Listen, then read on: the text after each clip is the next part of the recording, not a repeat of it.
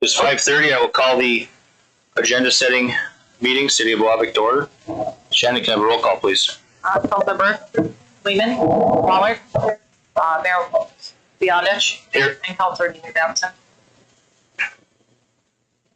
All right. We will start with updates. Matt, do you have anything for tonight's agenda? Yes, just click the button. There you go. These are directional mics, everybody, too. So when you're talking into it, they can hear you at home. If I'm looking at the project that's coming up here that we're going to get started on, the county should be awarding that project tomorrow, I believe. And then we should be able to start moving it towards construction, and if the weather stays nice. So I can answer any questions anybody might have on that one. Otherwise, I can move on to the next one. questions on anyone? Okay. The next one is the facilities assessment. So you should have all gotten a copy of that. That was for the City Hall, the Pavilion and Public Works building. So there was about a, 30-page report there with some cost estimates in it, and if anybody had a chance to review it. And the other one I had was the LCCMR. Oh, there it is. Item B, the grant application to the LCCMR. So that was, we met, Tracy and Kathy and Jeff and I met last week, and we were talking about the next phase of the campground improvements. And so that was what this would be for, applying for that grant to try to get the next phase. As you remember, the first phase that we just finished, that was 100% paid for by LCCMR and IRRB money. This time around, LCCMR does require a match, but Currently, there's not a board member on the LCCMR board from Northern Minnesota. Commissioner Jugovich had put in a request and has not gotten any action from the governor's office on it because there is an opening. So there is a couple letters of support out there going in from the Rams board to fill that position. So hopefully we'll have a northern voice on that LCCMR board as well. was that all that I had, Jeff, or was there anything else you wanted me to discuss? The CDS, do you want to talk about that, or do you want me to talk about that? The congressional drive? Okay. That's all I got. Thank you, Matt. Yep. All right, there's no questions for Matt. We'll jump over to the administrator. So in the department reports, there is a fire department EMS report in front of you at each of your table. Fire Chief brought for monthly the building inspection and the people service report on as we get it, and we'll formally accept those at the next meeting. Under presentations, Corky Hayden did contact me. He wanted to address the council about recreational trails and regulating building or alterations within the floodplain. And by the floodplain, it means the FEMA determined floodplain. So it's complete coincidence. We had our flooding and everything last summer. The FEMA floodplain mapping started years before that. And the big thing that does is in order for a homeowner to actually you can't just buy flood insurance. You need to be in the floodplain and participate in the floodplain insurance program in the next month here. The application to the LCCMR program, again, so that would be for phase 2. We put a lot of work into kind of picking some priorities there. That match that they've added is kind of a disappointment. That was the real allure of this program, is that you could go and not have to, for a small community, to come up with a $200,000 or $300,000 match in order to get the $1 million. It's a bit of a weird problem to have, but sometimes you can't come up with that. I also did some checking to ensure that there is precedent for IRRR matching these LCCMR grants to cover community projects. So we're back through a few years looked at that. The grant application to the Public Works Grant Program, just looking for some money for that 6th Avenue sewer fix that we have, kind of small scale, but there should be another grant cycle from IRRR yet this spring, late winter, early spring. The resolution appointing a member to the Biwabik PUC. Jack Larson had stepped down, and Mosey Sherrick, who had been on for years, had kind of immediately stepped forward and asked to be appointed to that. Just a housekeeping thing there. The professional services agreement with SEH, Matt covered that. Those are pretty. We do one of those for each of our projects. They do the construction administration, and in this one they'll be taking care of that coordination with St. Louis County. If you remember, because of the funding we got, St. Louis County is our sponsor on that one. Should be no issues, and worked with them plenty of times. The approval to submit a congressionally directed spending options for getting grant non-loan money for a project like that. Otherwise, there really isn't anything that provides that kind of money. The service test agreement with FireCat. I don't actually have Chief Mackey, do you have anything to add on that agreement for the fire hose testing? Pretty.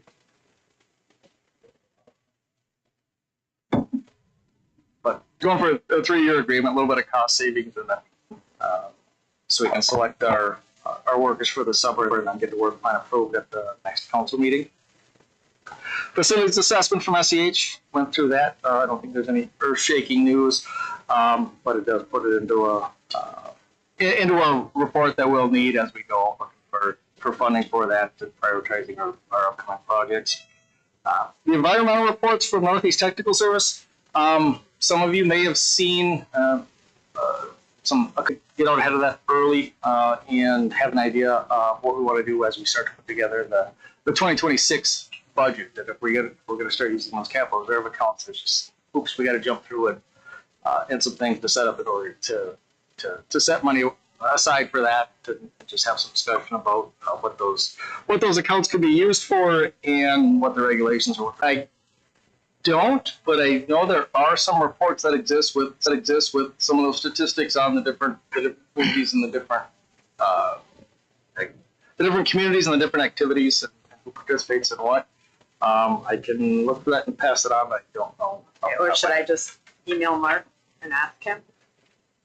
But yeah, Mark's not really available. I know. Oh, okay, I can do that. And then, now, does this fee that we're paying include the lifeguards, or is that extra? No, the lifeguards are extra. We pay that based on an hourly rate for the amount of lifeguard time that we use. So we can decide how many hours we want the lifeguard Correct. on? Mm-hmm. Okay, that's not something they do.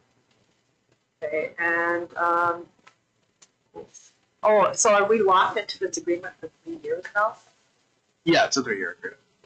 There's a severance on it.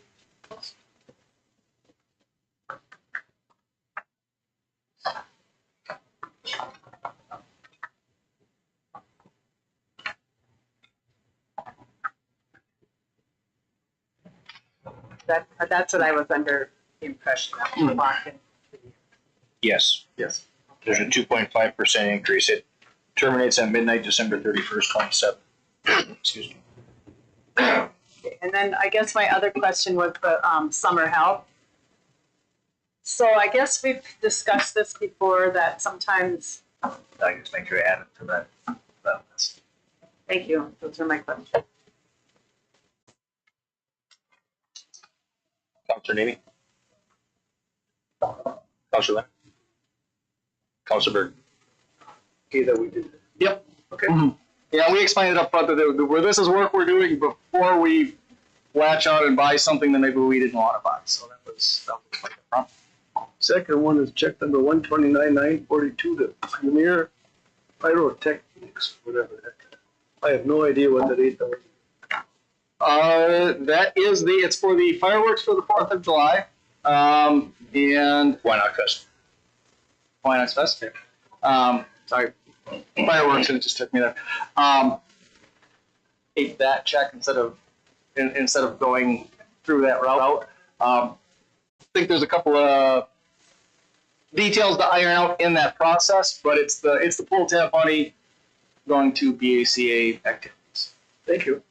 I think we are going to end up invoicing BACA and then just doing the pass-through money just for legalities with the state of Minnesota's regulation. So, Thank you. Anything else? The only question I had on this, Jeff, was what is the projected cost on the congressional directed spending? From our for the This has a March 14th deadline. It says 18th here, and the Klobuchar, I believe, is March 30th, and 31, and I believe Senator Smith is the same. yeah, sorry, this looks like it's not the most updated version of the memo. So what the request would be to put in a congressionally directed spending request to our congressman and our process, and you win some, you lose some. This year, the House and the Senate have kind of made it clear that their priorities are water and wastewater projects and infrastructure projects. So we did try to impress upon our legislators that we're very aware of the need for that. We were kind of ahead of the curve, and we took care of, did a lot of water pipes, sewer pipes, did a refurbishment of the water of our water treatment facility, our tanks. We had our intake taken care of through our partnership with the mining company, and our wastewater treatment facility is we did last year because we didn't really have anything that was a higher priority, and that project is something that it's going to be expensive. It doesn't fit into really any of the other grant programs out there. We talked about resurfacing 3.5 miles of road, and that doesn't fit with. Well, I remember us discussing it, so that's why I was wondering. Okay, if there's no further questions, we will. If I can get a motion to adjourn the agenda setting meeting. Or Moved by Councilor Burke,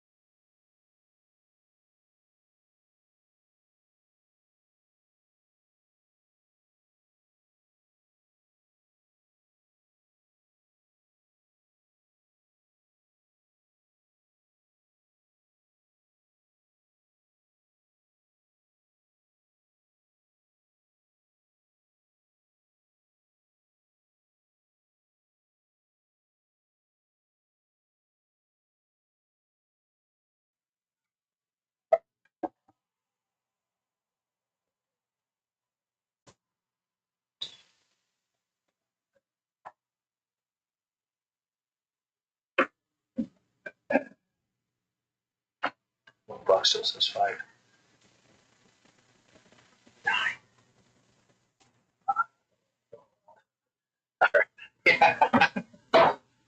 All right, it's 6 p.m. I'll call to order the regular council meeting, City of Biwabik. Shannon, can we have roll call, please? Counselor Berg. Here. Levin. Nemi. Waller. Mayor Beyondich. Here. Please stand and join me in the Pledge of Allegiance if you're able.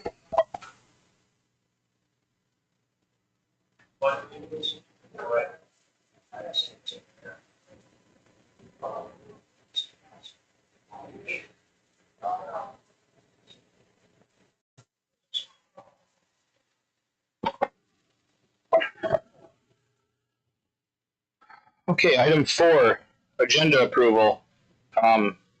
Before we approve the agenda, I'd like to note that we have added 7B presentation, Sean Haney, North Span for East Range Joint Powers, and we have eliminated floodplain management, item 10A.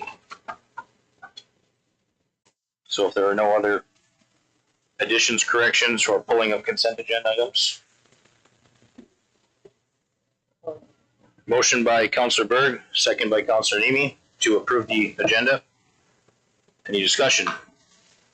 All in favor? Aye. Opposed? Motion carries. Consent agenda. Seeing none were pulled, can I get a motion to approve the consent agenda? Moved by Councilor Waller, supported by Councilor Lehman, to approve the consent agenda. Any discussion? All in favor? Aye. Opposed? Motion carries. Presentations. Mr. Hayden, please come to the podium and make sure your mic is on.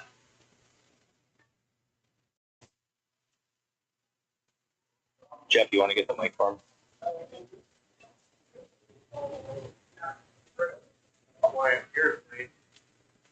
I've been working. No, not really. I've been working with, I belong to the Royal Rangers Snowmobile Club and the Antique Snowmobile Club of America. I've been a snowmobiler for, as you know, all of my life.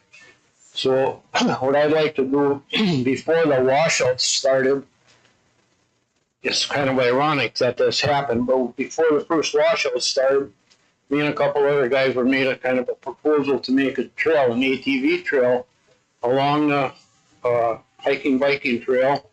If you guys are familiar with that, I should have one of my drawings along, but I don't. Anyhow, the hiking biking trail is a paved trail that runs parallel to the diversion channel. We had the berm on the right side of the hiking biking trail. We had a trail on top of that berm, running a full length of the berm. And we were kids, we'd run all the way up one length of the berm, get onto the bridge, swim, jump off there, and go across the river, and it's the same berm coming back the other way. So we had these trails there, and I thought that it'd be really neat to get a trail up to the top of Giants Ridge, and that was one of the routes that I kind of thought in my little mind here.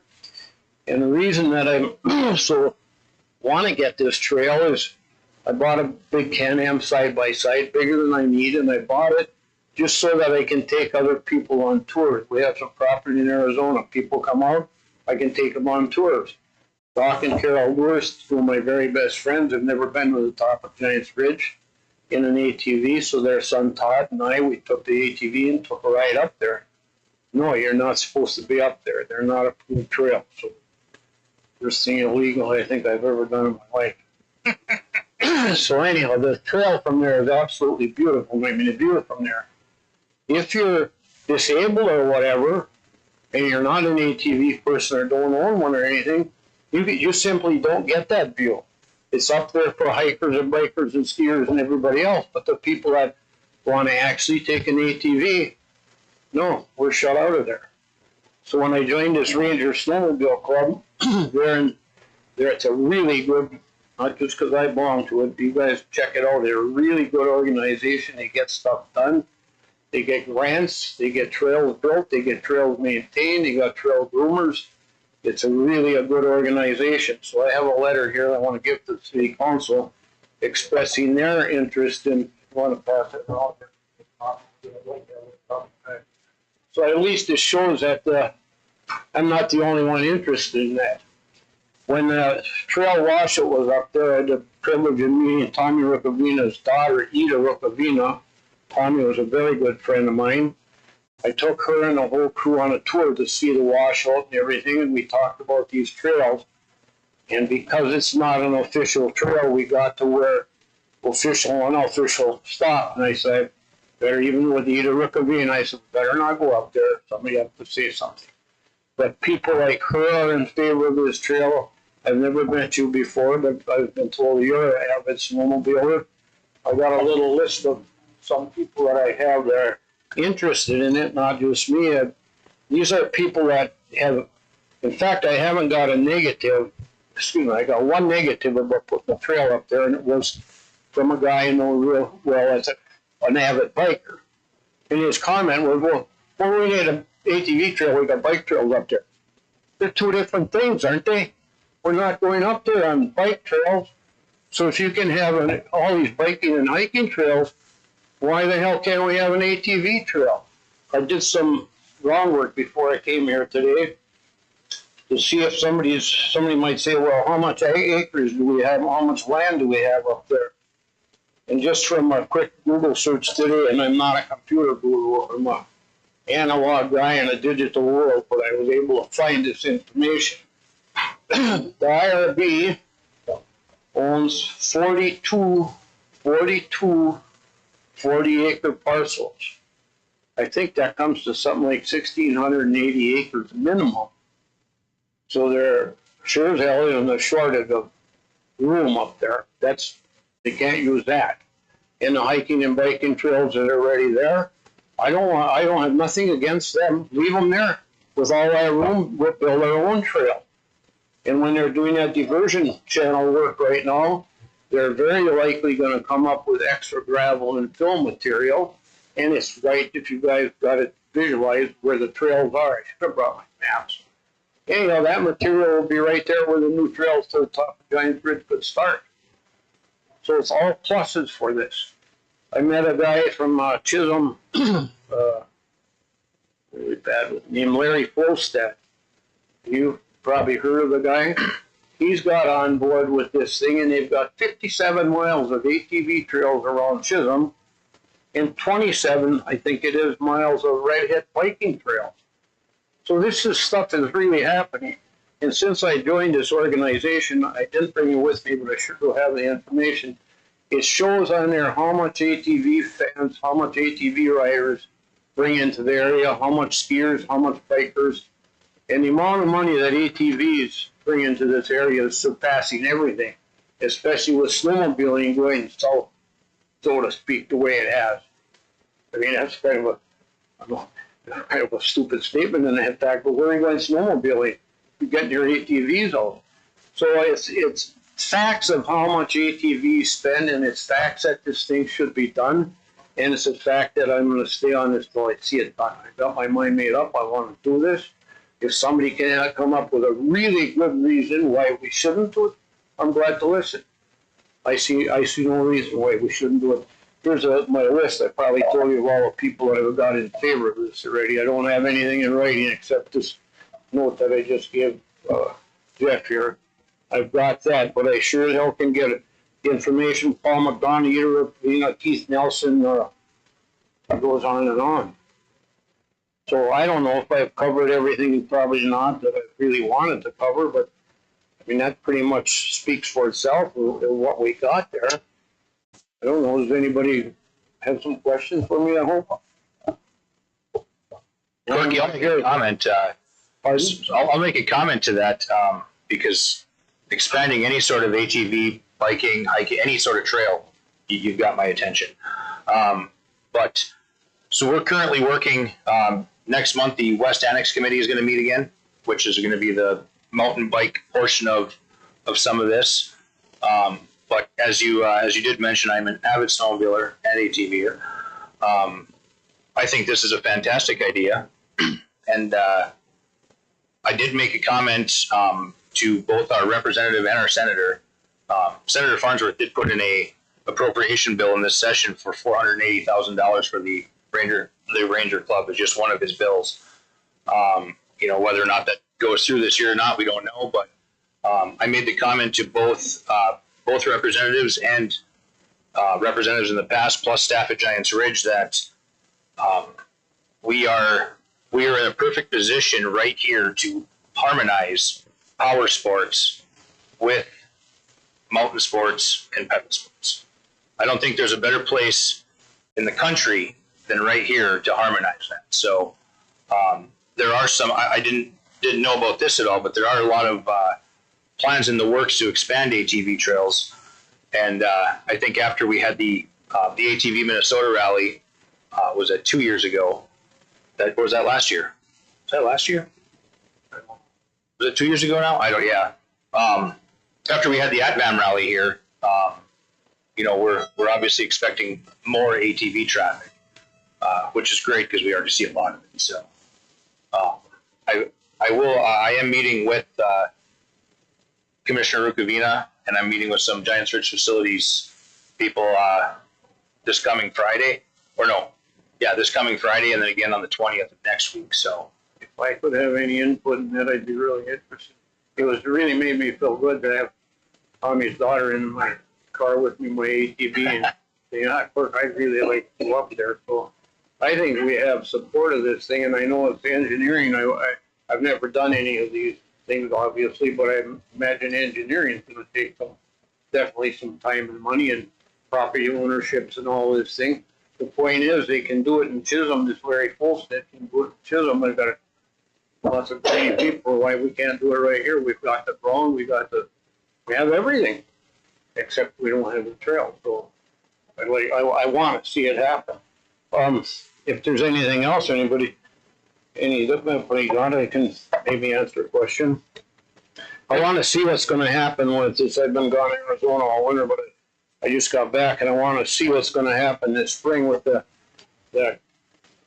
dam. It's another subject, with the washout of that dam and that. I brought samples of my beach stand to the last meeting at the IRB, and some of you people were there. And my beach stand is atrocious. I can't get enough detail of how bad that is. And I don't know what's going to happen. I was with Ida Rukavina, Stacy, their attorney, and Linda Johnson, and we were down at the sandbar looking at that. And that was before they did finally clean the debris from behind the dam. And I said, I don't know, well, what is going on here? You look at it, the river is running only one direction, and everything in that river is only going to go one way. It's not going to fix itself. So if we don't take that crap out of there, it's coming into our lake. And it's going downstream, and this might be really an extreme, but it's a fact. When our lake came up 6 feet, and the other lake around here, even, I just talked to somebody from a lake downstream, Bass Lake or Lost Lake or something, they all came up because the St. Louis River was so overwhelmed it couldn't carry any more water, so the water's coming back this way.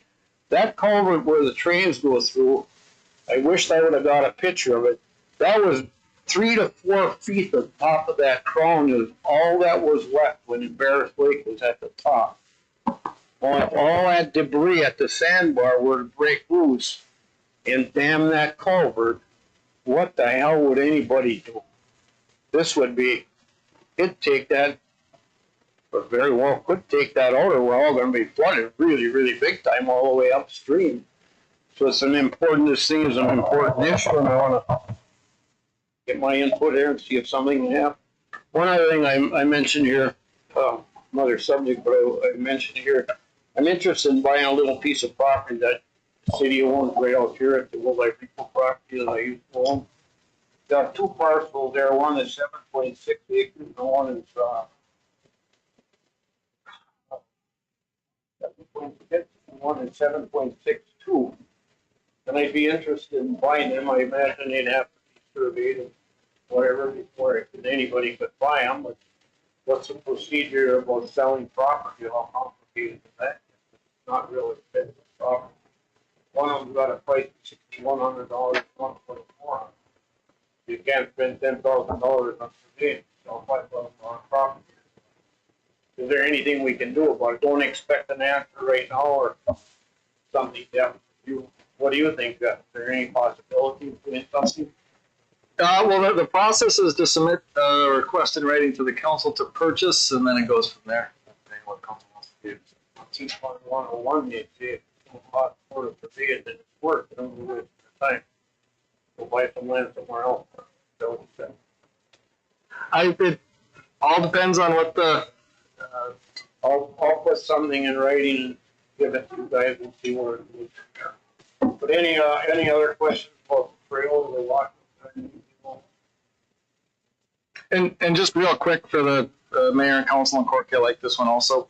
There are quite a few bills related to ATV funding that have been introduced. The other thing that they're working on, there's a couple in there to expand the definition of ATVs. There's some weight limits in there, and they're looking at increasing those weight limits because these things have gotten so big that they're no longer ATVs. So there's a few different bills that have been introduced to address that. And then just on the flooding and on the pictures, I've got at least 100 pictures of the area from Babbitt to the St. Louis River when it crosses under 53. So we've got a lot of this stuff cataloged and have passed that along. So I think that'll be a long-term question, but we do have pictures and evidence of that. Is there anything that you guys can think of that I could do to help this process go? Because I really want to see something. Kathy, when you called me about that campground, and I can't come up with a date, but you guys maybe remember there was a Miller family, and I think the lady was named Karen Miller and her husband that ran that campground. Remember that, Danny? Yeah, they ran that campground, but I don't know what year that was. And they did a really good job. They're really nice people. Before that? No, can't help it. Won't tell them, but yeah. All right, let's make this happen, huh? Thanks, Corky. 7B, Sean Haney.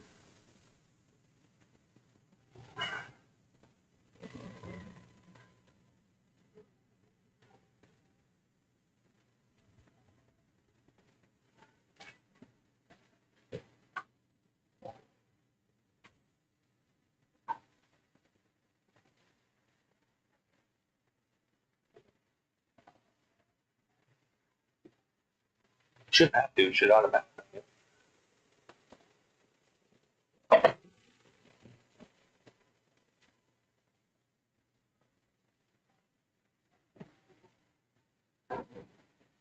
Here. Okay. And then I was picking up notes. Larry. Perfect. Well, hello. I am Sean Haney. I'm married into the Mackie Havasto clan on the other side of the Whiskey Road. I'm here tonight on behalf of the East Range Powers Board, which is a collective effort between the town of the East Range to try to improve economic development. I'll tell you a little bit about the history about what we've been doing. So purpose is to try to coordinate the area-wide strategy so that each town, recognize that, for instance, construction is going on in kind of street right now, that affects property values. And recognizing that the strange communities that are tight knit, close enough together, that we look at an area-wide strategy specifically for economic development. So promoting and attracting the development part of that, then investing in programs. We'll have an example of a couple of those programs. And we're just there as a general resource, really, for the strange powers to add capacity. They are all the North Span does. So, as a background on the board, it was founded in 1984.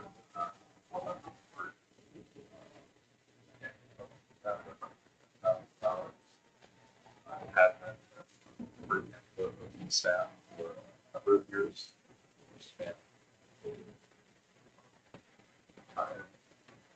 One of the benefits of Northspan, not just being, you actually have staff. And so I'm kind of the point person on the ground. Carl does a lot of our administrative.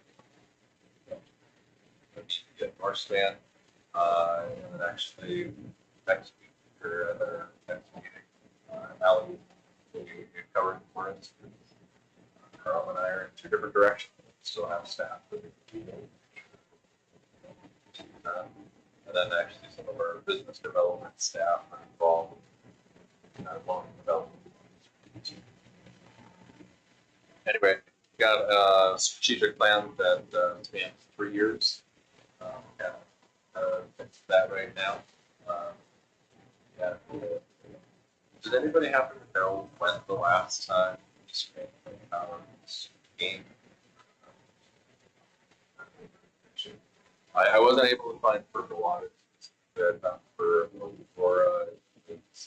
I want to say about May of 2023, which would have been just within area plan.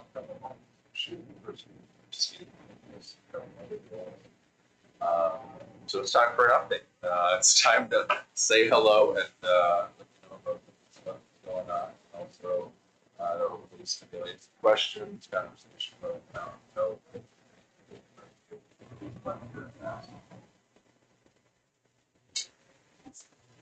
So, voting board members, got McGregor, Aurora, Steve, here, Dave Garvilla, the city council. If we by the town of White, last year we had it showed up voting member, coordination. There is kind of a formal way to recognize that relationship to help build communication. I turned staff that have Sherry Grant but a lot of the different aspects.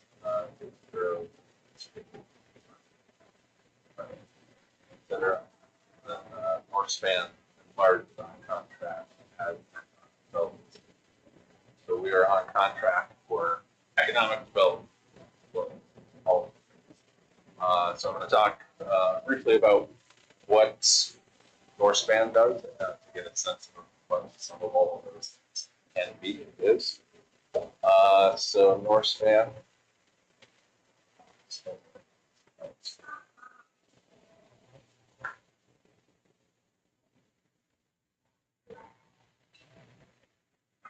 All right, so we're a 501c4.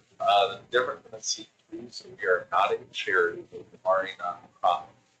We have a funding stream that comes from fee-for-service things that we do charge for, and we also have a number of funded programs that other people in economic development, could be the IRRR, Northland Foundation, a lot of the names we're familiar with. Help to fund the work that we do, so that when we are out in the community doing that work, we don't have to get people out the fund. So a great example, one of the many programs I'm involved in, Northland Connection. So it's a commercial industrial site selection database for Minnesota. It's a well curated database. We've got more properties than the other site selection services. We don't have to charge fees for that because it's funded by our funders. So we don't have to hit realtors or anybody else up.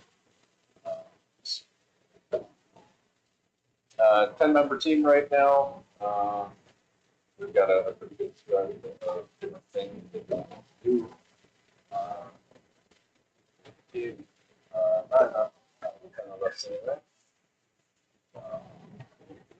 Okay, so for our fee-for-service work, I like to say we are economic gun funders for hire. We're good guys that will go wherever the work is. So that shows mostly in Minnesota there, over Wisconsin, down for Washington, and contract work. That can include a wide variety of things, strategic planning, the large one that we do, facilitated or focused conversation. We're actually facilitated for East Range Cap, Fantastic Cap, sort of tribal nation, or other community conversation type of things or events. But this can also include our business development services. So we do business loan fund development. Later on, we'll talk about the one we did East Range Joint Powers for. But if, as an individual wants to be one, better they want one, we can administer it, underwrite it, design it, 100 fund, design, economic development fund, city giving, that they want administering it. We also do, I call it the nitty gritty business stuff, like business valuation, succession planning, that type of stuff. I also do larger analysis, think we're impact analysis. So feasibility studies, should you do this, to work out what the impact study is. Okay, you are doing it, what's the overall impact that the economy going to be? How local dollars to circulate, spend, those type of things. And so the company is based in Duke. We're actually just are in the process of wrapping up an economic impact statement for 3 different states. 2,000 employees. Our paid service program area is defined by where our program funders are. So this is our current map: Arrowhead, Pine, Kennebec, Lax, Douglas County, and Wisconsin for the moment. So sum this up: Northspan is the company providing our service. Don is our program provided by Northspan that we use to provide the funding services. So things our funders pay for, we provide under the Don umbrella, which includes program and community work, or of course, North International. All right, I'm gonna look through this, get the East Range. Oh, there we go. So in our last strategic plan, we did something new for the board, which was establish core values, vision, and mission. So they had a strategic plan before, but we hadn't had the elements. So the core value that came out of that, as a community, we're to be collaborative, supportive, trustful, responsive.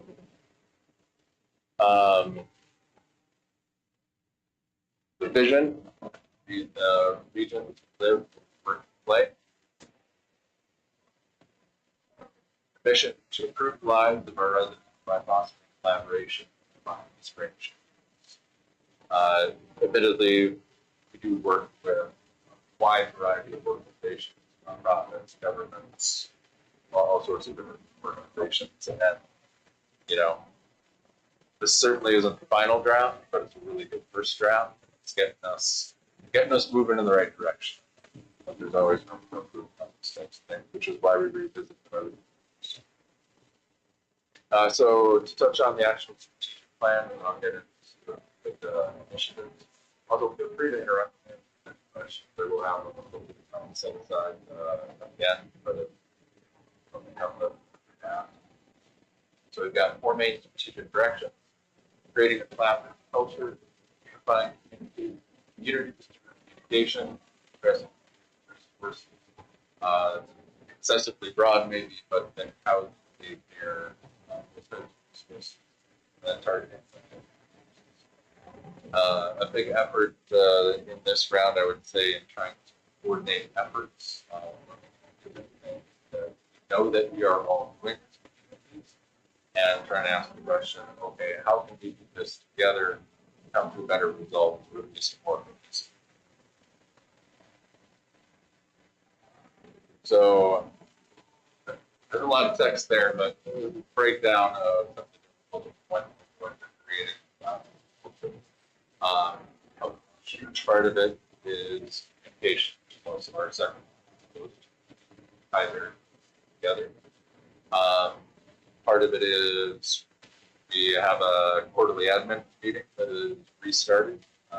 last first time they actually did that. It's from the municipality talking to each other. Which, you know, sometimes in the room having a conversation. It's, we, the trail map, you know, it is an example of one of the things that's not necessarily a job creator, but it can help to highlight the assets. So we've got a full combination of staff. So,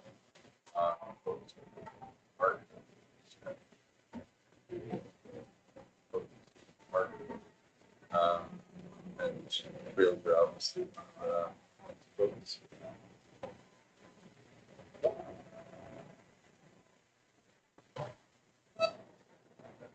And just also want to highlight Iron Range Tourism Bureau.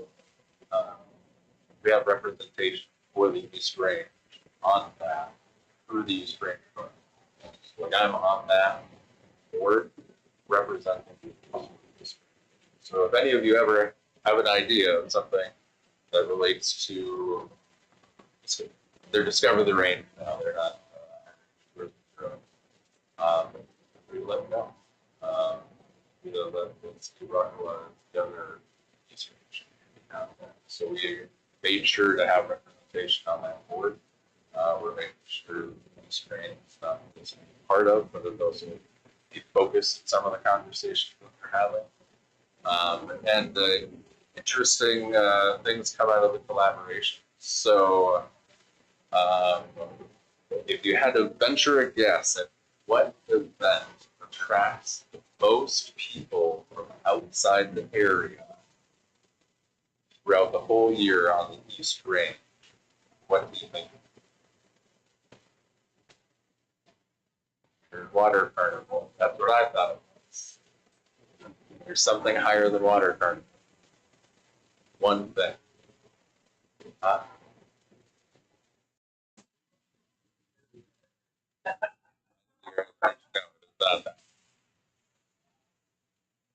What is it? Flush cover. So it is Masabi East Nordic Ski Invitation. That event gets more people from 50 miles or greater to come into our area, specifically into the East Range for communities, than any other event, even more than Waterfront, which was a surprise to us on the marketing. But that's a good example of one of those kind of tie-ins from the work with the Discover the Range, because that was actually the relationship they had with the University of Minnesota, placer AI analysis, which is pretty thing they can track on cell phones. But occasionally useful information comes out of it, like, oh, we should market things at Nordic ski events and take a closer look at, okay, how can we use this to help build up the rest of it. All right. So addressing the community resources, daycare and housing are two big ones. So Masabi East really is kind of the major unofficial care providers, technically a program, but they'll handle down to 30 months for ridiculously building for that during care. Compared to a lot of other providers. It does create a known gap community of up to 3-year-olds. There are a couple of private providers. However, Masabi East has made it clear if a private daycare provider wants to provide care in their space, they will make that available. We have identified grants available to renovate the space. So if somebody wants to provide daycare for the full age range infants in that space, it's available. We haven't found any takers yet. Horrible. Not gonna get into that big spiel unless you want me to. Housing on the East Range. So we went to the Housing Institute with MHP And coming out of that, we've got a standing housing committee trying to coordinate our housing effort. And each community obviously has sites that they are more excited about, want to see the houses in their. But part of the focus effort is realizing that, any one of us might not have enough homes to build interest type developer that we're trying to attract. And so, Biwabik, 40, or 20, even if we can get 10 in town away, whatever it might look like, that we can get enough for developers to come out. And it's been an interesting shift with the economy and with things that are going on, interest rates and all the other pieces. There are developers that are interested in there are allowed to go to different developments, actually trying to work with each range and build our house. Good problem to have. There's more to talk. And so when we did this development plan, essentially the idea was that we would have something in action around 26. And at least one of the companies we're in conversation with, they want to have model homes for say potentially a tower, potentially produced in Aurora, and one of the things that we're mindful of, so the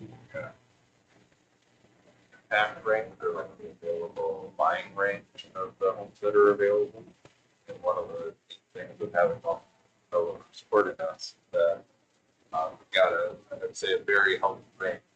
Got homes people can afford to homes afford to at all.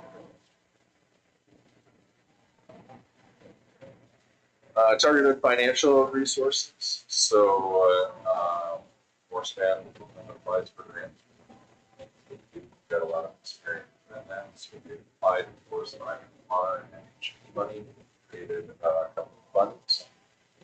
So we have the Housing Fix-Up Fund, which is contained within the Housing Trust Fund. So specifically, there is money set aside if there is FHA or VA or any of those types of loans. Sometimes requirements attached to the loan that's a railing on that, or need a stair rail or something like that for the loan. And that fund is specifically set up to pay for whatever the repairs are to get the loan approved. And then once it comes through, it gets paid back at closing, and then goes to the Housing Trust Fund, which can more generally be used for any type of FHA. And then the revolving business loan fund, general guidelines, $5,000. So that's special money set aside by hours, money they put up, more money from water. So as of right now, there's about 140 grand in that account. So those are going to be considered expansion, innovation, but whatever they're thinking of. I know 4% is a lot better than what they're probably going to get at the bank. And so we might be able to work out the funding stack.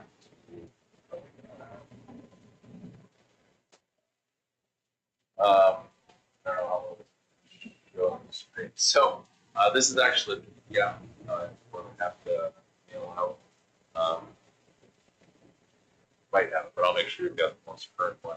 So this is a combination of all of the resources that are available for businesses on this range, including the participation loan program, a number of things, bar. We actually did include some daycare specific things, such in there, because we're trying to make sure daycare is met. Same.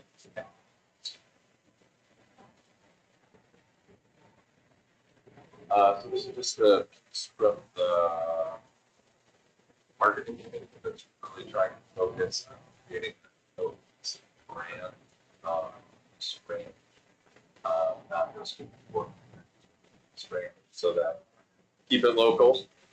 Shop the East Range. That's where that came out of. If anybody wanted more, I got more on the table there. You know, it's part of kind of spreading that branding, pooling our resources as. And I'd also like, I should really pause to say across the regions that work, the level of strength from how we would have it is very uncommon. Like we go all the way down. So the collaboration. But I feel like on the East Range, there is a lot more of actually working with each other, actually collaborating, than there are in some of those other. So this really highlights some things that we're trying to use to get people to the area, but also realize that we're things that are fun. Because that's kind of like the balance. Build stuff. Wait, build stuff.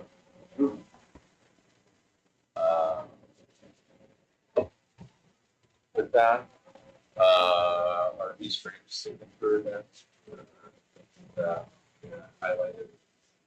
Like, you're gonna do one local big event in a month. What is? You'll notice we don't have one on every month. You know, case in point, we don't have one in April. So, you guys want to create a new festival? we got room on the calendar. And this is an ongoing discussion because there, you know, are certainly a lot of events. Bridge has other events that, you know, maybe do attract people, but it's, you know, there's only so much time in the day. There's only so much attention you can get from people. So we're focused that. So for the moment, these are the events we're focusing on because based on the information we have, these are when more people come. So,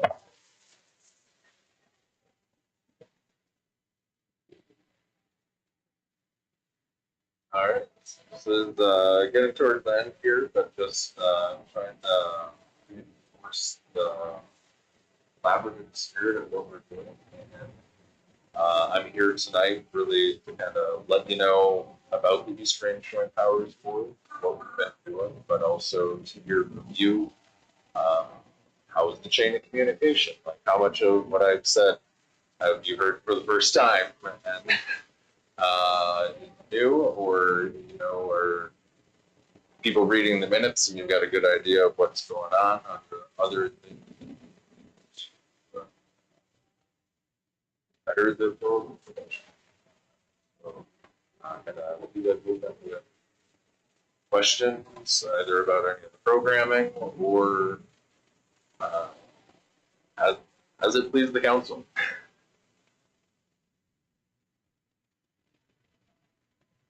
I have a question. For one thing, I have started to attend the meetings, and I'm wondering how I can get the packet in advance. We will talk to Sherry about adding you to the mailing list. Can you send me an email asking me that question? Okay, and then so we're talking about putting trail systems into the west entrance. We've had a engineering study done a few years ago. So is that something that you could help with? Potentially. So that's, if I understand it, to connect pieces of the trail, or where that's... Well, for one thing, I guess Kate probably can explain it better. It's more of a mountain bike trailhead starting at the west side of town, connecting single track to Giants Ridge. Okay. Definitely something to keep on the Joint Powers Board radar. I do plan to get that meeting rolling in April. We haven't had one now in a few years, so it's time to get going on that. So it'll definitely be an economic driver, though, if it's anything like Redhead. I mean, we can see what that did to Chisholm, so. Yeah, that would be a good one. I don't have a silver bullet answer to that. I would say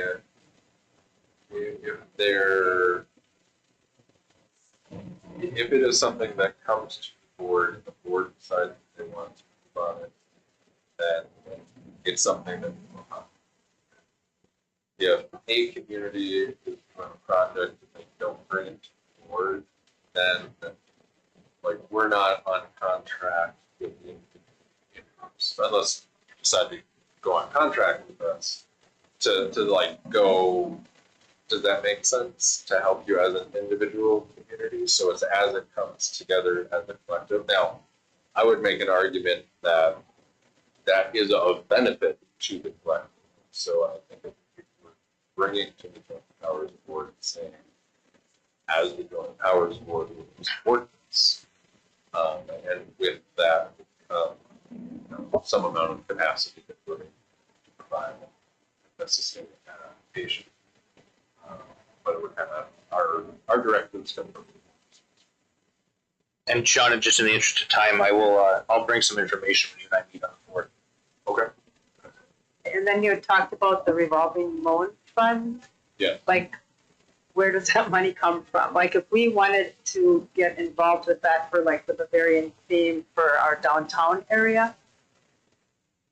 Sure. So there are 4 businesses, but if like a business wanted a loan fund that would include that. I'm pausing to think if it was just cosmetic that would be covered, but I don't know if there is. So it is a companion loan. So the idea is that some other bank is involved as the primary. Part of that, honestly, has writing capacity. More so the cost of what underwriting does. Because we do provide underwriting, like for the city of Butte, the costs associated with that. Whereas when it's exclusively annual fund, then to a certain extent,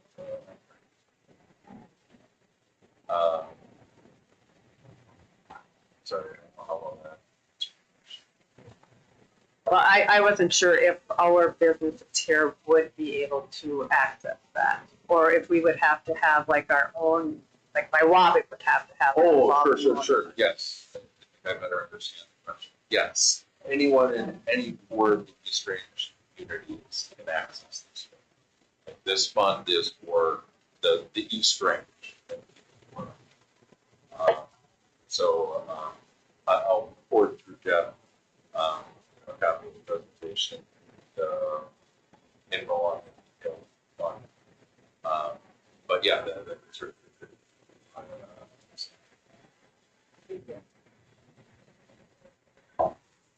Okay.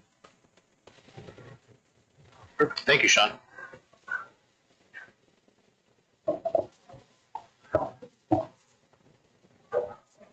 Okay, and move on to mayor and council reports. Item 8. We'll start with Councilor Berg. Oh, yeah, turn it on. Thanks.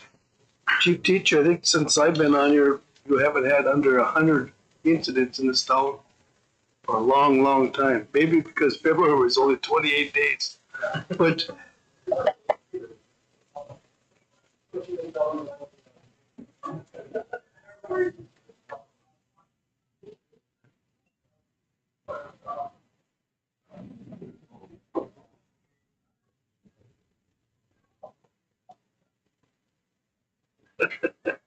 I won't be here.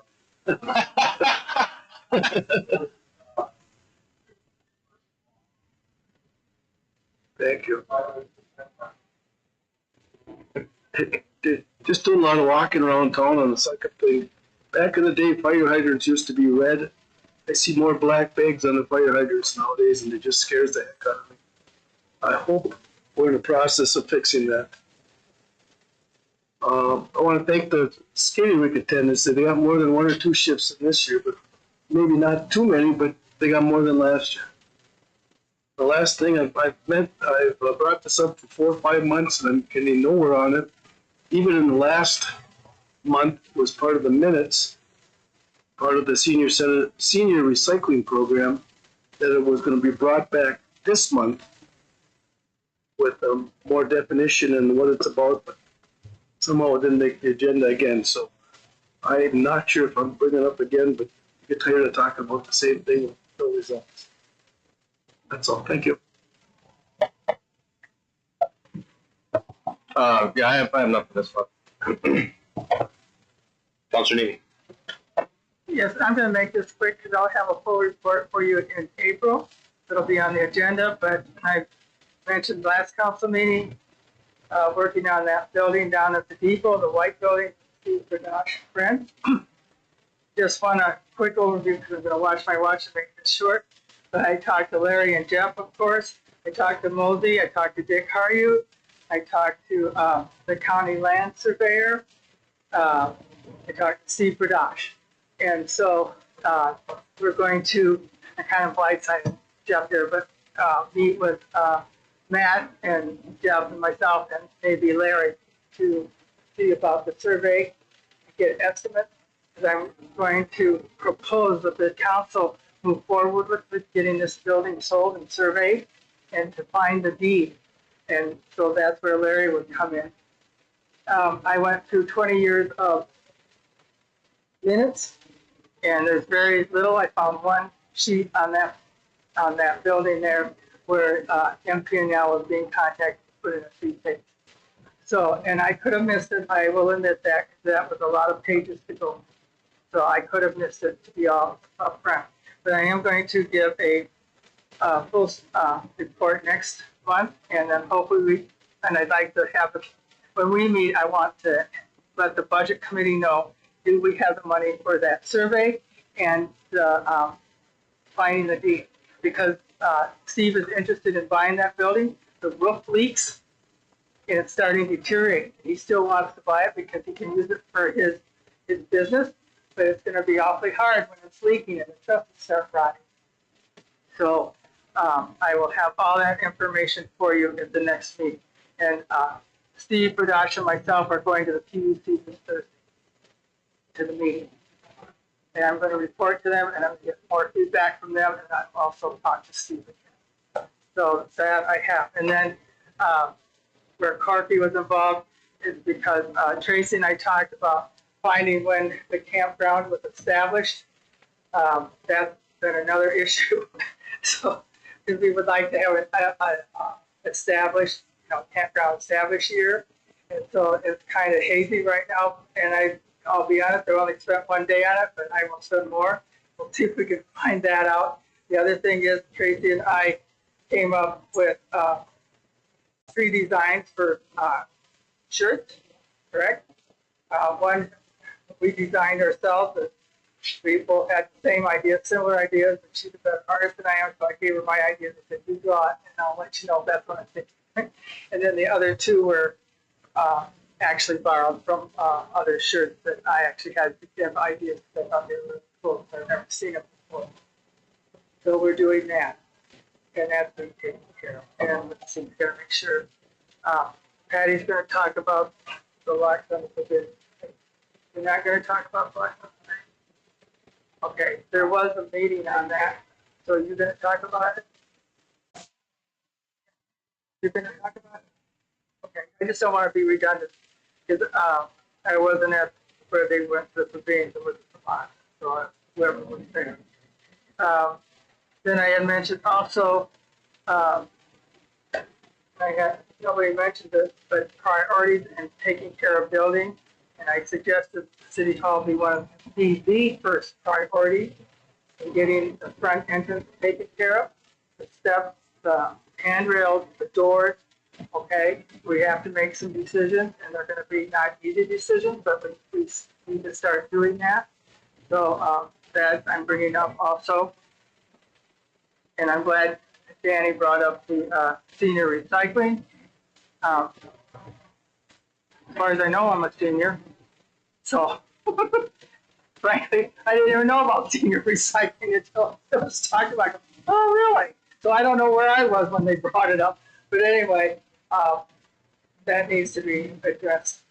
And I think if I didn't know, and I've been here a while, there's gotta be other seniors that don't know about it either. We always just, for help, and we take our stuff, so it's never been an issue.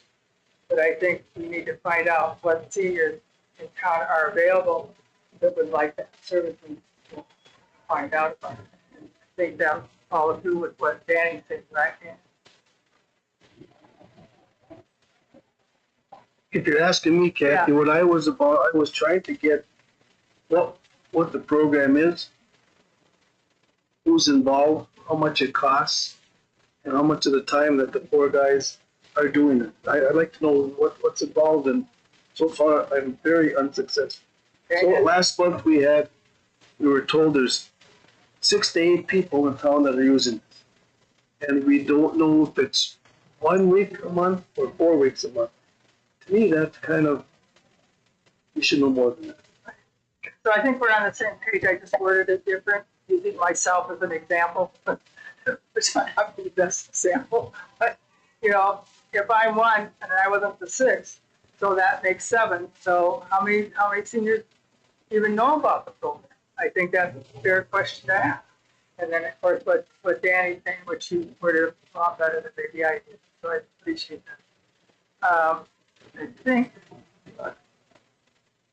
Okay, and then everything else was answered that I just talked about last. Counselor Waller? Okay, I was wondering about the FEMA funding, Jeff. Has it come through?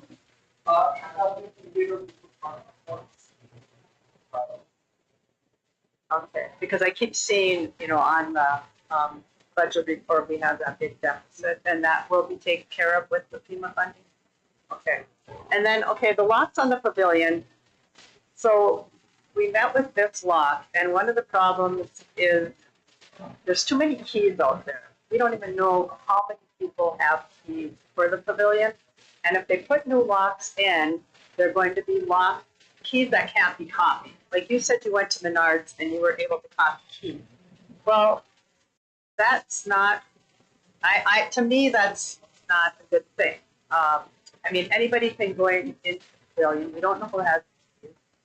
So they came and they just gave us an estimate, and I'm just kind of wondering, what is your take on that? I mean, I feel that we need to secure the pavilion. So the report that I have said just put back in.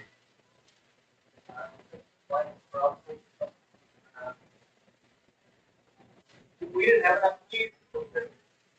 So they were So I was able to reproduce the Menards. It gives you a little notice saying that this is not a common key, not made in store or whatever. But 3 days later, they shut it down. So we have enough keys, and I guess I wasn't aware of or hadn't talked about the issue of too many floating around or the ability to duplicate them. If that's an issue, you know, we've talked about going to the RFID cards or something like that for that. I think that's going to probably be expensive enough. So I guess it's kind of a judgment call on, do you want to go 3, 6, 9 more months with this system and then swap it out, or do an interim step? And I guess I'm also just kind of thinking out loud, but for the most part, the do not duplicate keys that I've seen or I'm aware of is a blank that says do not duplicate on it. For the system that they have at Menards, I don't know if it kicks that out or not, because it's a self-serving. So I don't know if there's something special about that actually means you can't duplicate that key, other than ostensibly when you hand the key to the key maker and it says do not duplicate, they say no. And in fact, I don't think there's anything magical about the key. I could be wrong. Well, it sounds like they have like these blanks that they're special blanks that you cannot duplicate with the machine. Okay. But one thing that we have to consider too about going to, like, you know, we're talking about the fob system, Well, then you have to like hardwire those. You have to have somebody that can program those keys, which we don't have anybody to do that. We don't have somebody that can program those. I do it all the time for the Legion. It takes about 15 seconds per key. So you have the equipment that It's an app on the phone. really. Oh wow. About as easy as it gets. Okay. Well, see, I just know like over at the school that we have like the tech guys that would do it, and you can only give access to certain doors and times and things like that. So, but yeah, because I didn't have any follow up on the pavilion lock, so I guess it depends on what council decides what we're going to move forward with. I don't know, Tracy, do you have anything else to?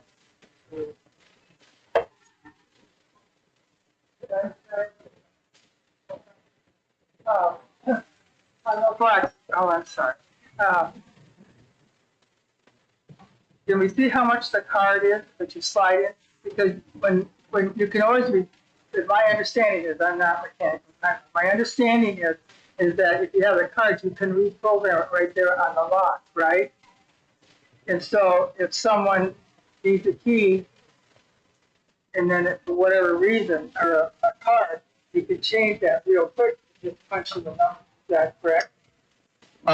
So I'm not real familiar with them. They are easily programmable, and then you can take that same card and you could give it, if we have that in multiple buildings. Maybe if somebody's renting the pavilion, you can get it and it just opens the pavilion. Mine would open everything. Somebody else might have something that opens City Hall and the Fire Hall, and you can kind of pick and choose. So I'm aware of the basics and the concepts of the system. I know Mayor Bianich is familiar with one of the Legion.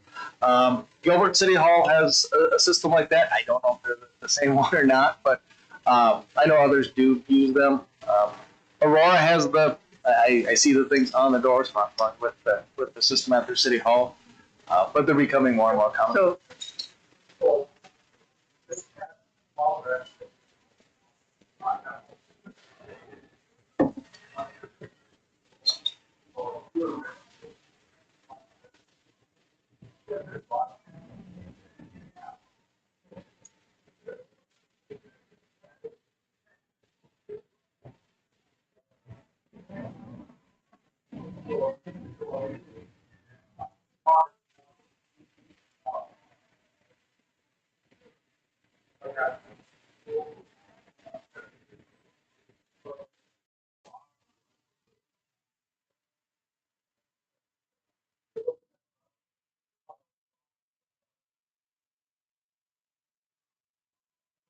did you get the one building? About 10,000 units?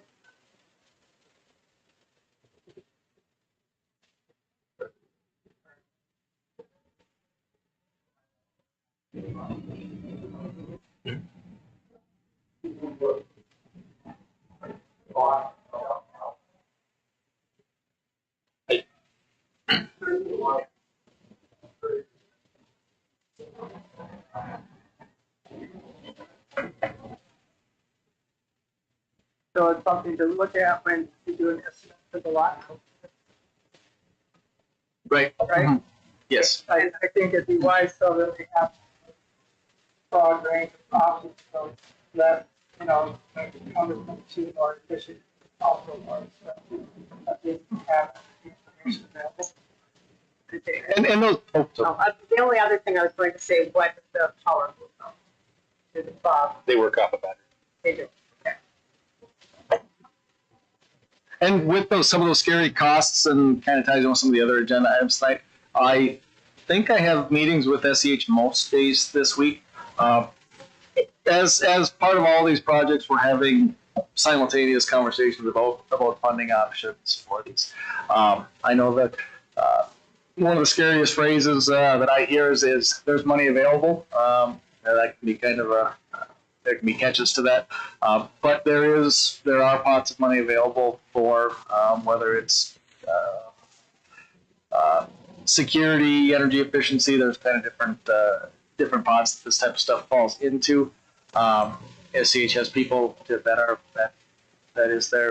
that's the extent of the scope of their job is financing some of these projects. Like maybe on Friday I don't. Every other day this week I've got something for the SEH. Yeah, actually, that's the only day I got. Okay, can we continue moving here, please? Sorry, that's way too much talking about locks and keys. It's a whole agenda item on its own. Is that all you had, Councilor Waller?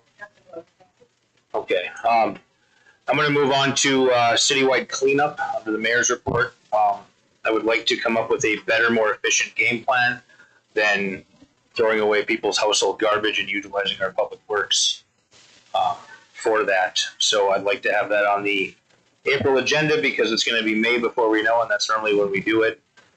So if anybody has any, ideas on that, please let me know. I'm gonna talk to our public works guys on that, just so we have something a little more, user-friendly and less time-consuming and much more cost-effective. Last week I attended the Rams mayor's meeting. A note from the Evelyn mayor, please stop calling City Hall about the Hockey Hall of Fame. They have nothing to do with it. It's the U.S. Hockey Association. If you want to call somebody, call them. We had a great meeting over at the Northeast Service Co-op, and one of the things that was brought up is we're sending a letter from Rams to the governor's office on the LCCMR board. It's currently a board comprised of everybody from southern Minnesota, and Commissioner Jugovic has from St. Louis County has put his name in the hat for the open seat, but there's been no action. So that was one of the big things that came out of that meeting. I did meet with the commissioner of the NRRB last week, and we've set up some follow-up meetings. Jeff and I and Councilor Waller are going to be attending one, and then I'll be meeting this Friday with their facilities manager as well. Jeff and I attended League of Minnesota Cities Day at the Capitol. We were able to meet with both Representative Warwis, who met us for breakfast at 7:45 because his afternoon schedule, when we had time away from the league event, was busy. So it was nice to do that. Of course, ran into former legislator Dave Lisselgard there that morning as well. So kind of got a history and future chat there that morning. We were met with Senator Farnsworth in the afternoon, and of course discussed with both of them needs for a public safety building, needs for not only Biwabik but the region, and how to Corky's point earlier, how we can regionally work together. I also mentioned earlier we're going to jumpstart the West Annex Committee again in April. I've spoken to some of the Giants Ridge representatives on that this week. April 7th is the Ranger Party down at Mancini's, 5 to 7 in St. Paul. That is with all the legislators, sponsored by a bunch of different businesses from up here. So if you look at our council packet, you'll see that in there. I'd encourage everybody to attend that. I know there's a couple of league events coming up as well. Loss Control Workshop in Virginia, and then the annual convention is in Duluth in June. And then a couple of other quick things. We spend a lot of money cleaning the pavilion, but we don't spend any money cleaning City Hall. I want to look at something. You walk into this building and it's embarrassing. So it would be nice to get some floor cleaning and waxing, and I don't think it hasn't been done since I lived in town. So maybe instead of spending hundreds upon hundreds of dollars at the pavilion every month for a few events, and we spent a little bit of money in our own building here and take some pride in our city. And that leads to the Main Street plants that we no longer have a contract for from a landscaping company. April's going to be here before we know it, and April showers bring May flowers. So looking at what we have outside, we're not going to have any May flowers. So I'd like to see something on the agenda for next month with a plan for that. That is all I have under that. And with that, there's no old business. We'll move on to new business. Item 10B, Resolution 2025-9, authorizing grant application to the Legislative Commission on Minnesota Resources, LCCMR, Environmental and Natural Resources and Trust Fund, Phase 2 of the Biwabik Campground and Beach Improvements.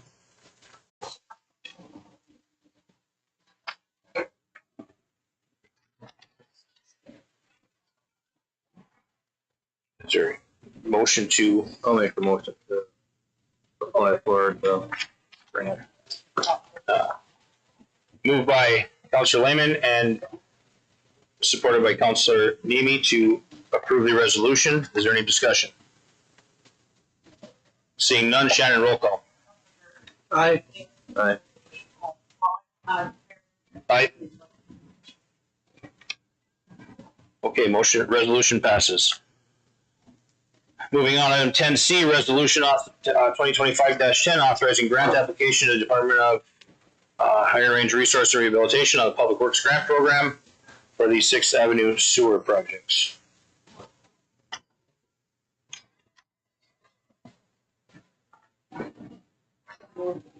Moved by Councilor Waller, supported by Councilor Nemi to approve the resolution. Is there any discussion?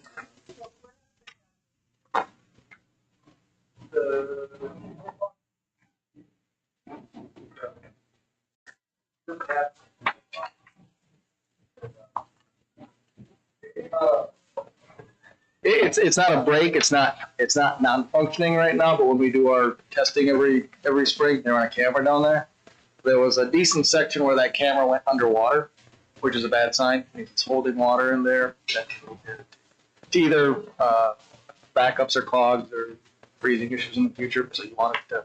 It should either be running or empty. It should never just be standing water. It's just that section there that needs to get taken care of before it leads to bigger issues. Okay, has this contributed to any of the things that happened like last spring when they were having the sewage back up into their basements and things like that? We don't think so. That was would have been more I&I stormwater getting into those pipes and overwhelming the system. This is just a little belly in line. Thank you. Sorry, who's the motion?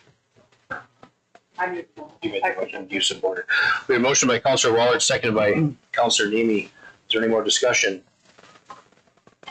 Seeing none, Shannon, roll call. Counselor Burke. Aye. Lehman. Aye. Nemi. Waller. Mayor Beyondich.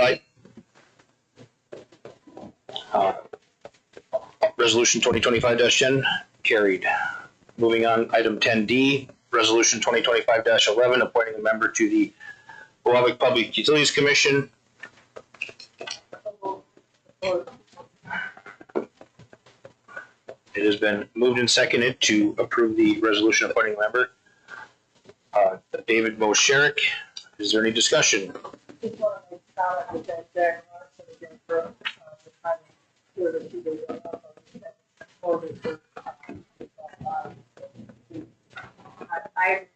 that we're lucky to have that expertise.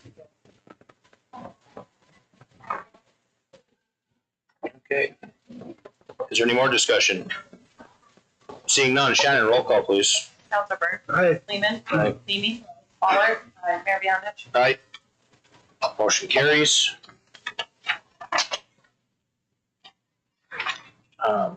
Moving on to item 10E, approval of professional services agreement with SEH Engineering, Phase 6 citywide reconstruction. So moved. Support. Moved by Councilor Burke, supported by Councilor Lehman to approve the professional service agreement. Any discussion? Hearing none, all in favor? Aye. Aye. Opposed, motion carries. Item 10F, approval to submit congressionally directed spending request. Can't go wrong with this. So moved. Support. Moved by Councilor Berg, supported by Councilor Lehman to approve submitting a congressionally directed spending request. Any discussion? Hearing none, all in favor? Aye. Aye. Opposed, motion carries. Approval of service test agreement, fire cat, and fire hose testing. I'll make the motion. Support. Moved by Councilor Lehman, supported by Councilor Waller to approve the service agreement. Is there any discussion? Hearing none, all in favor? Aye. Aye. Opposed? Motion carries. Item 10H, approval of updated purchase of services agreements with Sunview Schools, youth activities coordinator position.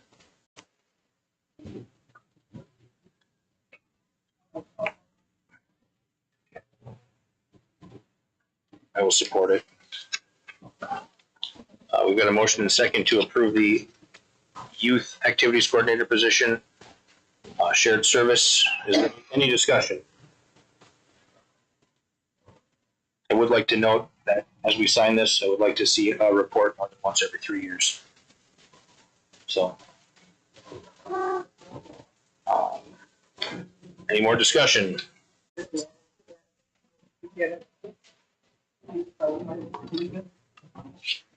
Oh, it's a year round. It's everything, so. At least a quarterly report, something. Jeff, is that something we can do? Larry, is that something we can do? Contingency upon signing it to at least get a quarterly report from the school? Get a condition and then take 3 years to get it.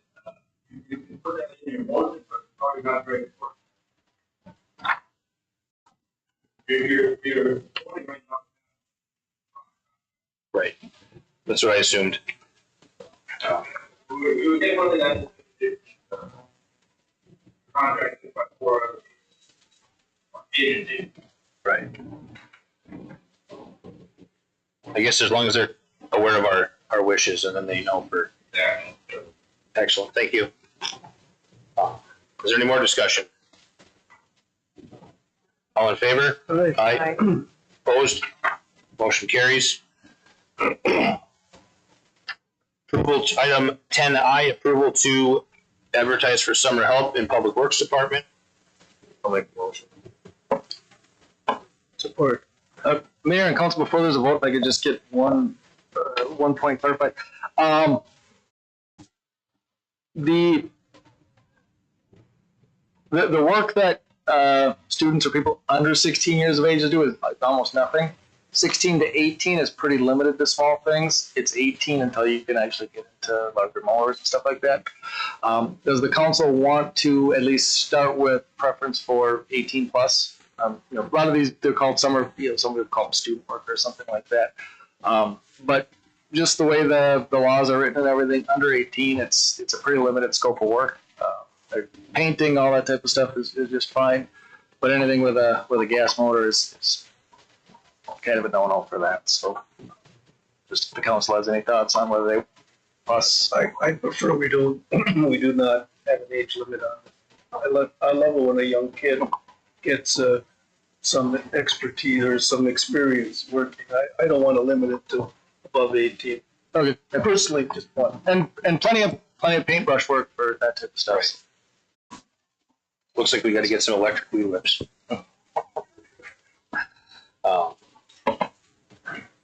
It's been moved and seconded. Is there any more discussion?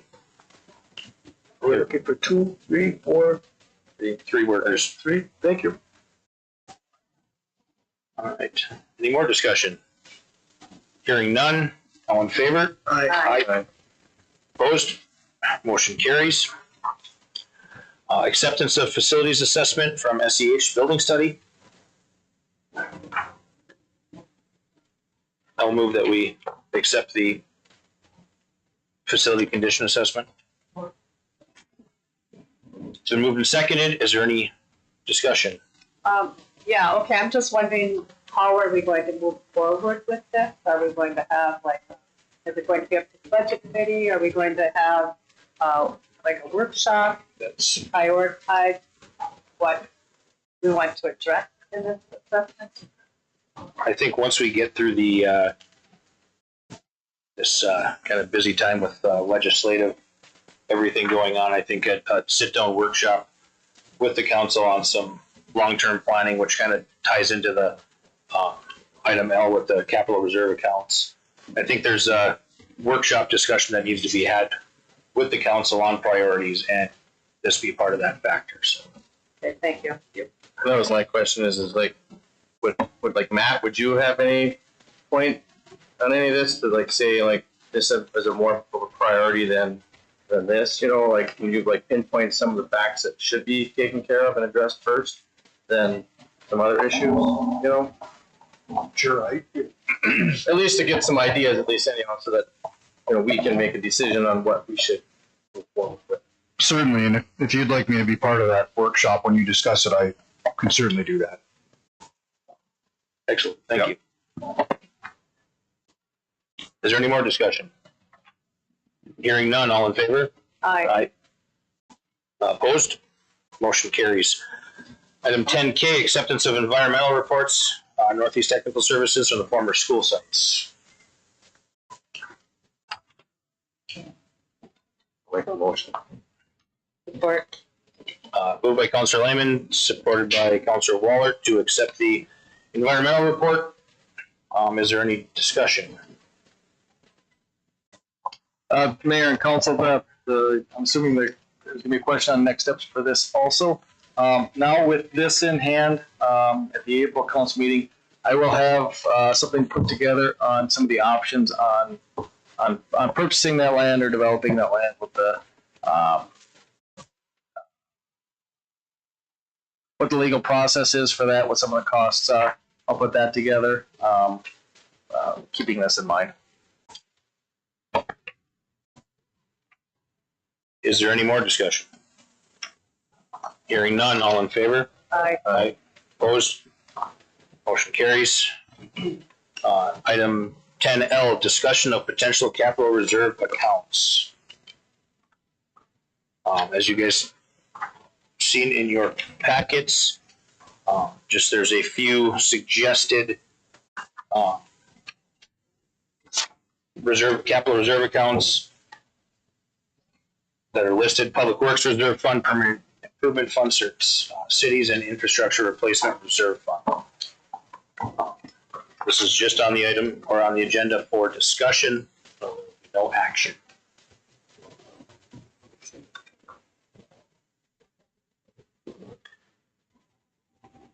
And Mayor and Council, I will assume and partially because I put the agenda together for it. I can say this will be a topic of conversation for the budget committee as soon as we start meeting, which will be coming up pretty soon. I will say for our discussion point, I think it would be incredibly valuable to establish some of these reserve accounts simply because that's how we can plan for the future. That's how we can save money for a rainy day. So we currently don't have anything of that nature. And to use Councilor Nemi's famous term of the black hole of the general fund is kind of where everything goes to die. And I think following this, and this might be something we add into that workshop as well, as kind of a big picture discussion of, and again, so we're not stuck in this, all of a sudden we need a loader and we don't have, I don't even know what a loader costs now, $500,000 probably. How do we get there? How do we get funding for that? So is there any more discussion on that point? Hearing none, we'll move on to open public forum. If there's anybody from the audience that would like to chat, please come up to the podium.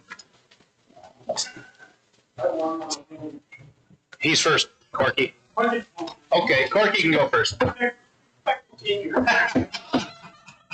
knew that was coming.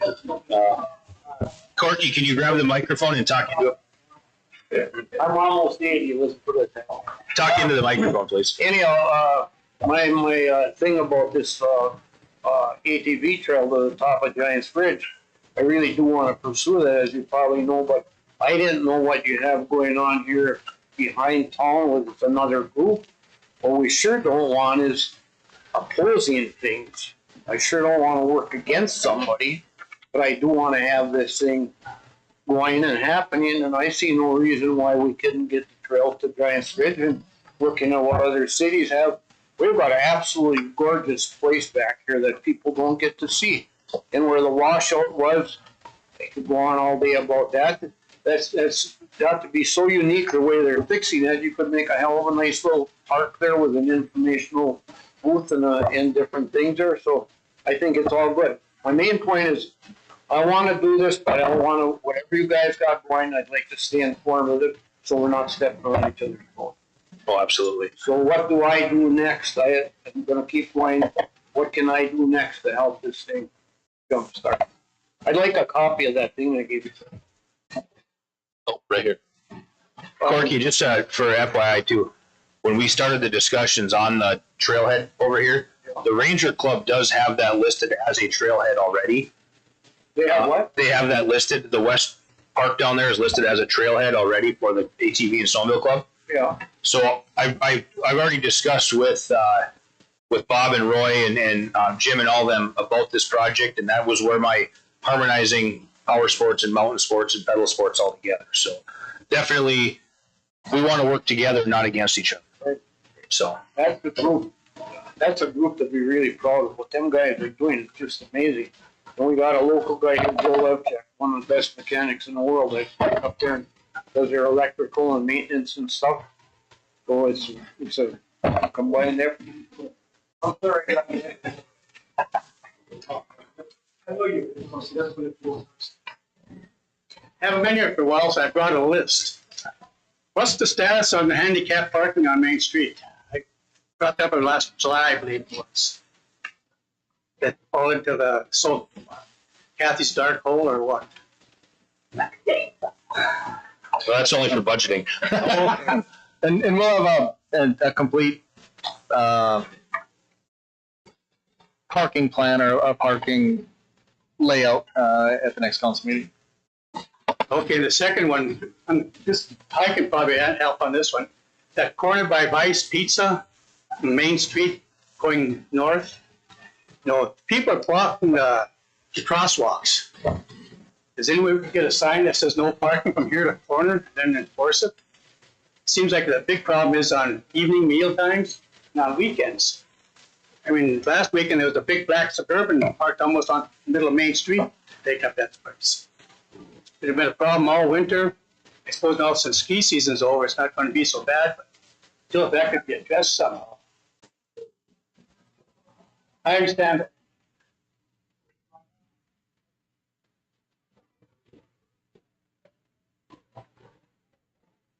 Right.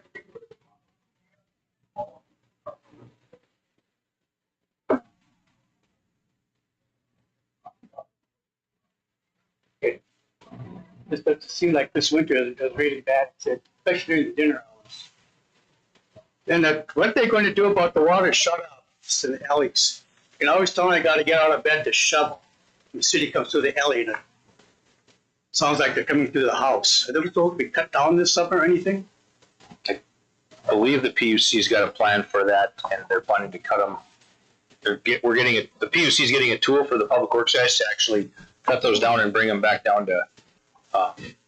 They're going to work with the guys from White Lakes because they already use that same. Yeah, it seems like ever since they did the new alleyways and roadways, that they're anywhere from half an inch to an inch and a half above grade. And I gotta apologize to Danny here. Last time it snowed too. We had that snow on Thursday. That real light, 6 inches of real light powdered snow. City was out there plowing early in the morning. I heard him go through the alley. But then during Thursday day and Friday night, everything was just shut.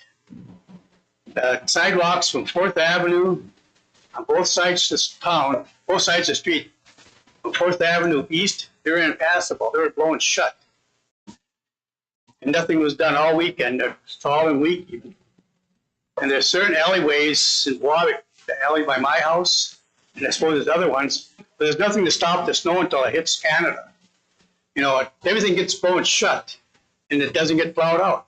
It's one time through the alleyways, and sidewalks during snowstorms, and put the shovels away and wait for the snow again. Is any way that could be resolved? I don't think I'm the only ones on that problem on that alley. And then there's two different things that we may have to look into, just doing some weekend round or some checks on. There's the blowing in and the redrifting. Generally, we go by snowfall when we do the call out, but it does redrift. The other thing that we have is there's a fair amount of snowfall on the northeast corner of town, which is man-made. So going by weather reports kind of burns us sometimes. We got to stay on top of stuff that's coming down from the snow guns at the ridge. So we'll have to look at doing something on those off days. Okay, so I have to have Johnny talk quietly for the past couple of months. I need to take his spot. Thank you very much for your time. I will say too, if anybody does have a plowing issue, call me right away and I'll make sure we get the crew out. It's, you know. You probably got a phone on your truckers. No. I did plow the rink for Tracy once this year, but otherwise, yeah, if anybody does have a plowing issue. Is there anybody else? Hearing none, time for everybody's favorite motion. Moved by Councillor Nemi, supported by Councillor Berg to adjourn. All in favor? Aye. Opposed?